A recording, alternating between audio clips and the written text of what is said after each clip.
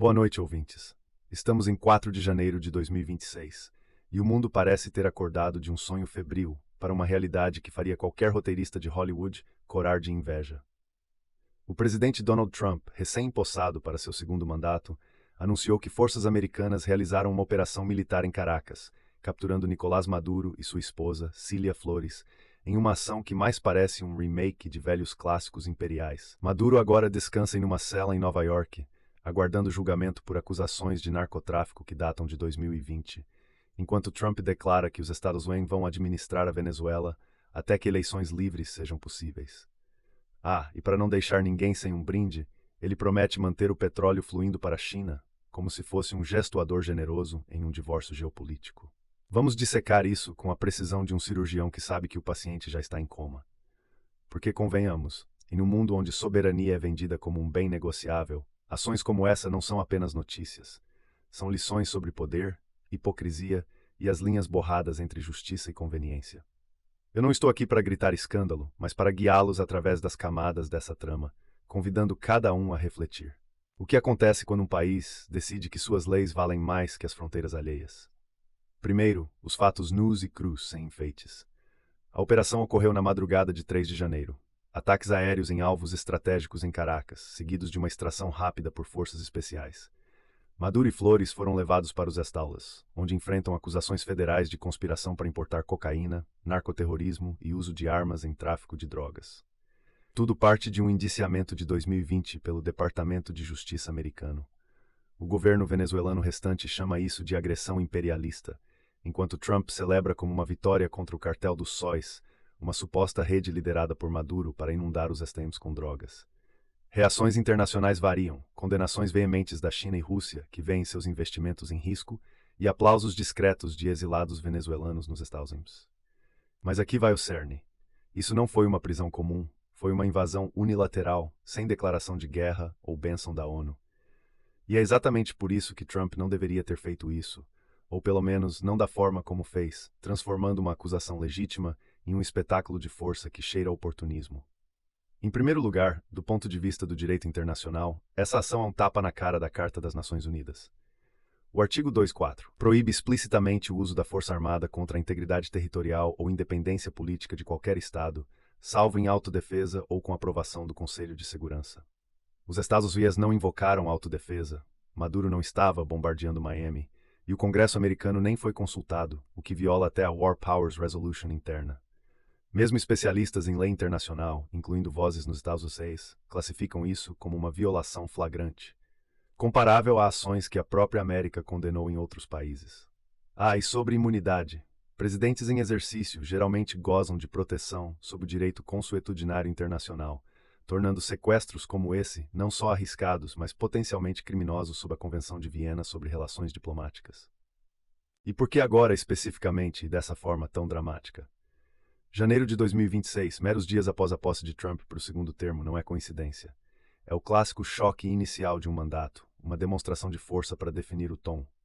América primeiro não é slogan vazio, mas ação unilateral que ignora aliados e protocolos.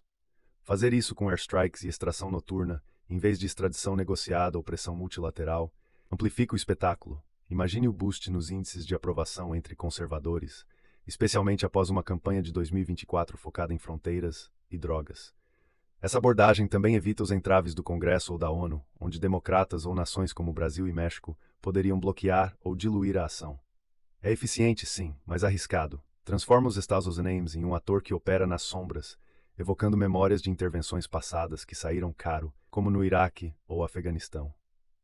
As consequências para os Estados Unidos se Trump insistir em governar a Venezuela até eleições livres, um prazo vago que pode se estender por meses ou anos, são um coquetel de riscos que poderiam transformar uma vitória tática em um atoleiro estratégico.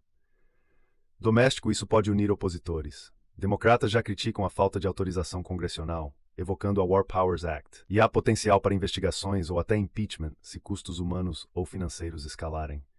Internacionalmente, China e Rússia, com bilhões investidos em óleo venezuelano, podem retaliar com sanções econômicas ou apoio a regimes anti-Estados Unidos, escalando tensões na América Latina ou até no Indo-Pacífico.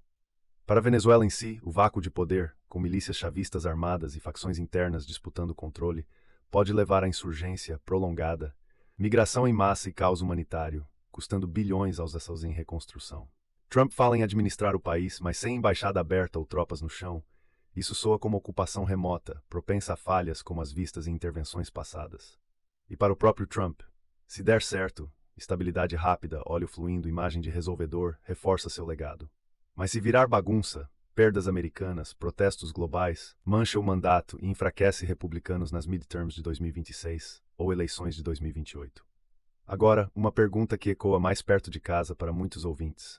O Brasil, ou os brasileiros, deveriam se preocupar com isso? Absolutamente. E não por paranoia, mas por geografia e interdependência que não respeitam fronteiras.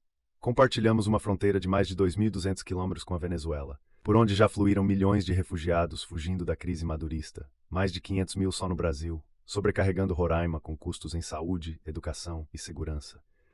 Uma intervenção americana instável poderia desencadear uma nova onda migratória, com insurgentes ou civis desesperados cruzando para cá, exacerbando tensões sociais e pressionando recursos já escassos. No fronte econômico, o Brasil é um grande produtor de petróleo. Uma Venezuela administrada pelos Estados Unidos poderia estabilizar preços globais, beneficiando exportadores como nós, mas também criar competição desleal se empresas americanas monopolizarem as reservas venezuelanas, afetando a Petrobras e o comércio regional. Politicamente, o governo brasileiro já condenou a ação como violação de soberania, alinhando-se a vizinhos como o México, mas isso tensiona relações com Washington, especialmente se Trump pressionar por apoio em sanções ou bases. E o risco maior: precedentes. Se os Estados Unidos podem invadir um vizinho sob pretexto de drogas, o que impede ações semelhantes em outros países da região? Para brasileiros, isso não é teoria. É um lembrete de que instabilidade no quintal pode virar incêndio na nossa porta. Historicamente, há precedentes, e eles não são bonitos. Lembrem-se da invasão do Panamá em 1989, quando os Estados Unidos derrubaram Manuel Noriega sob acusações semelhantes de narcotráfico. Noriega foi capturado, julgado e condenado nos Estados Unidos, mas a operação custou vidas civis, foi criticada pela OEA e pela ONU como violação de soberania e deixou um rastro de ressentimento na América Latina. Trump pode argumentar que seguiu o modelo Noriega, mas o Panamá era uma zona de influência direta americana, com o canal como pretexto estratégico. A Venezuela é um país soberano com alianças globais, não um quintal abandonado. Fazer isso agora reforça narrativas anti-americanas, como as da Corte Internacional de Justiça no caso Nicarágua vs. Estados Unidos em 1986, onde Washington foi condenado por interferência armada. Reflita por um momento. Se ações unilaterais como essa viram norma, o que impede a Rússia de capturar um líder ucraniano sob pretextos semelhantes, ou a China de intervir em Taiwan? É uma porta aberta para o caos, disfarçada de justiça. Além do ilegal, há o imprático e o ético. Maduro pode ser um líder autoritário, com eleições manipuladas, repressão e uma economia em ruínas, mas removê-la à força não constrói democracia. Muitas vezes destrói o que resta dela. Sanções multilaterais, pressão diplomática via OEA ou apoio a opositores internos teriam sido caminhos mais sustentáveis, mas exigem tempo e coalizões, coisas que espetáculos militares evitam. Eticamente, isso perpetua a imagem dos Estados Unidos como um xerife auto-indicado, impondo leis domésticas além fronteiras, o que mina sua credibilidade como campeão global da liberdade. Porque no fim, quem decide quem é o vilão digno de ser arrastado para julgamento? Uma superpotência com interesses próprios ou a comunidade internacional?